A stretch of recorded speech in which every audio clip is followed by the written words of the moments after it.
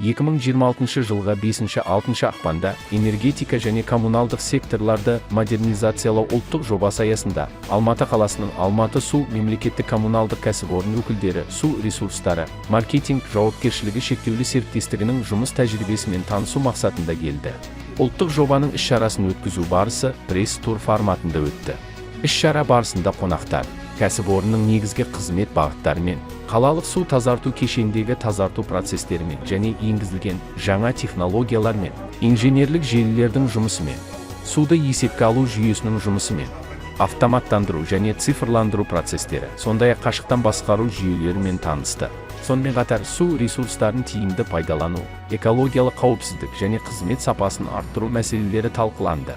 Қонақтарға тазартылған суды балық және құс өсіруге, техникалық дақылдарды суғаруға пайдалану таныстырылды. Бұл іс-шара екі кәсіпорын арасындағы кәсіби байланыстарды нығайтып, су шаруашылығы саласындағы озық тәжірибелерді енгізуге мүмкіндік береді. Тәжірибе алмасу саланың дамуына жасалған нақты қадам. Енді бүгінгі тәжірибе алмасу барысында қандай да бір өзгешеліктер бар ма сіздерде салыстыру жағынан мысалы? Енді мынау артықшылықтар, кемшіліктер. Бәріміз су өңірінде жұмыс істеп жүрген нәрсеміз ғой. Бәріміздің жалпы программамыз түбі бәрі бірдей. Бізде де осындай контроллерлар бар. Бізде де резервуарлардың ішінде судың уровень көрсетіп тұратын уровнемерлар дегендей бар. Датчик давления. Содан кейін бізде бірақ заявканы автоматизирован екен бұл жерде. Бізде де ол жоқ еді. Басқасын бәрі бірдей.